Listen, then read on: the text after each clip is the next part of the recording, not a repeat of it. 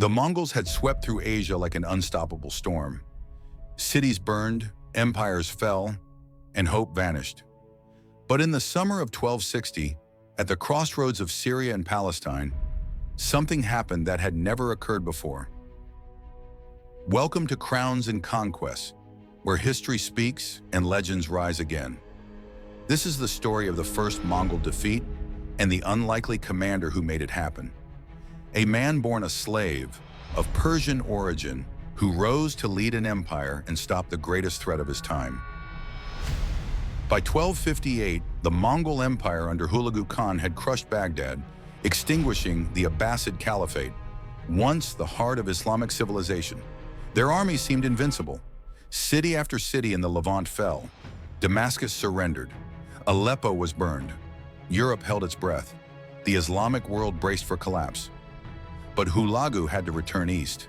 Internal politics called him back after the death of the great Khan Munka.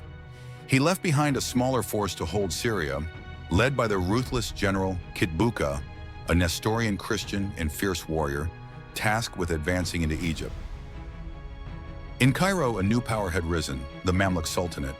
Its ruler, Sultan Qutuz, was no ordinary king. Born in Persia, likely in Khwarezm or northeast Iran, Qutuz was captured as a boy, sold into slavery and brought to Egypt.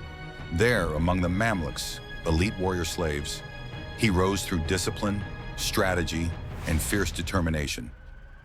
He had survived betrayal, court intrigue, and years of war. He knew the Mongols. He had fled them, and now he would face them. Baybars, a brilliant general, served under him, but it was Qutuz who bore the burden of leadership. Qutuz who would stand at the edge of history.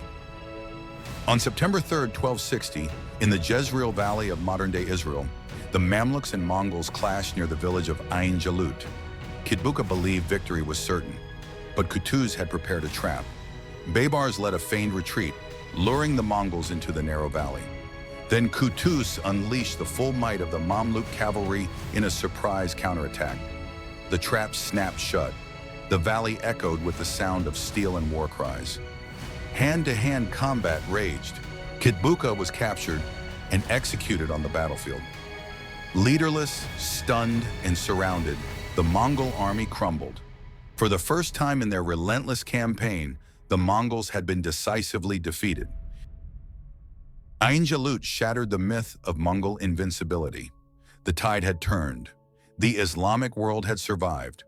Qutuz, the Persian-born slave who had become a sultan, had saved Egypt, and perhaps the entire region. Though he would be assassinated just months later, his victory set the stage for the rise of Baybars, who would continue the resistance and fortify the realm. As for the Mongols, they never again marched on Egypt. Ain Jalut marked the beginning of their long retreat from the Middle East. A Persian slave, a shattered caliphate, and an empire that thought it could not fall, brought to its knees. The Battle of Ain Jalut wasn't just a military victory. It was a moment where destiny changed direction, and one man's courage rewrote the fate of nations. But here's the question. What if the Mongols had won that day? Would Cairo have burned? Would Europe have fallen next? Tell us what you think in the comments, and don't forget to subscribe for more epic stories. From the battlefield to the throne, this is Crowns and Conquests, where every king dies, but legends live forever.